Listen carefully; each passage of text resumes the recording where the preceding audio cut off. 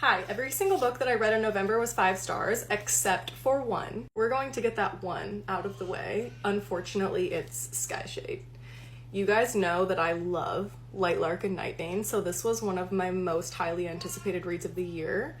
I could not hate Isla, any more than I do at this current moment. I wish that I could extract Grimm from this world and put him in a world where he is loved and appreciated the way that he deserves to be. I can't read about this silly love triangle for another page. It doesn't make any sense. Neither does the plot. I don't know where we're going anymore. I think I gave this 3 stars on Goodreads, and every single one of those stars was for the absolute poetry that came out of Grimm's mouth. Anyways, on to all of the 5-star reads from this month. First up, A Love Letter to Whiskey. Oh my gosh, this book was so good. I could not put it down. This hurts in the best way. If you love to be just emotionally devastated by a romance novel, this is the one for you. I just don't have a whole lot more to say. It's angsty, it's spicy, it's just gonna torture you the entire time. Just when you think that things are looking up, they're not at all. What a great time. Probably one of my favorite books I read this month, When the Moon Hatched. You guys were all so right about this. I've already posted multiple videos raving about this. The second that I finished this book, I turned back to page 1 to read it again because it's so good, and the Easter eggs that you missed the first time are insane. And y'all know I love nothing more than a good Easter egg. I also reread A Touch of Golden Madness. I don't know how many times that I've yelled at you guys to read this. What's one more? You already know that I'm obsessed with this. It is a dystopian, post-apocalyptic romantasy. It's spicy, it's dark. I read this in preparation for the prequel that came out this month, The Embrace of Steel and Sorrow. This was so freaking good, but also emotionally devastating. I had a very emotionally devastating November. We love to see that. Anyways, can't rave about these books enough. If you have not started this series, you need to run immediately. It is top tier. Then was Metal Slinger. The theme this month was really just dark, spicy romantasy.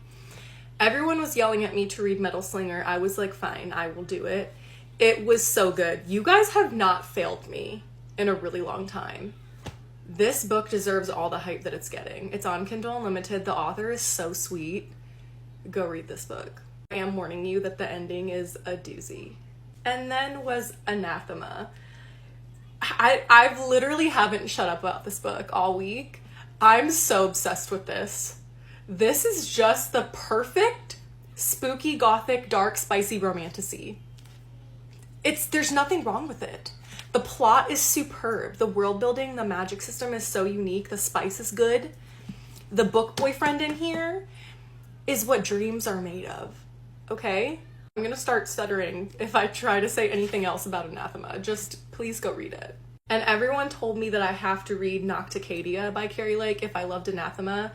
So I read that in one single day. I don't know what she puts in her books.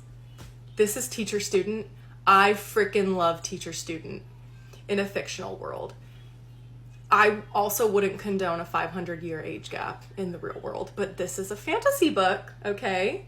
I freaking love teacher-student in a fantasy world. Once again, the plot is so unique. It's nothing like I've ever read before. I do think that this one's faster paced than Anathema, but Nocticadia is a standalone, so that tracks. The romance and the spice is also less of a slow burn in this one, but again, it's a standalone, so it has to be. Anyways, I now adore Carrie Lake. She is one of my new favorite authors. And last but not least, I started Brandon Sanderson's Skyward series. This is not part of the Cosmere.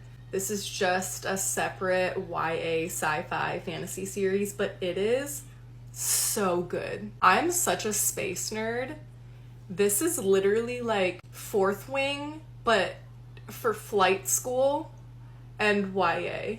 It was so good, and I needed to get my brain out of the gutter and in the right lane for Wind and Truth.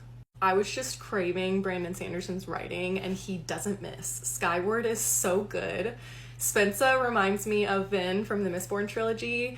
One of my favorite characters in all of literary history is in here. Embot. He's literally like a ship. That's a character. I don't know how he does this. He's just the best writer. The world building, everything about it is so good. I cannot wait to continue this series. But until December 6th, I will be doing nothing but flipping through my Stormlight books and re-listening to Rhythm of War to get myself ready for Wind and Truth. I have to get in the mindset. I need to stop reading smut. Literally tomorrow, it's Wind and Truth month. Happy Wind and Truth month, you guys. I can't wait. Okay, love you, bye.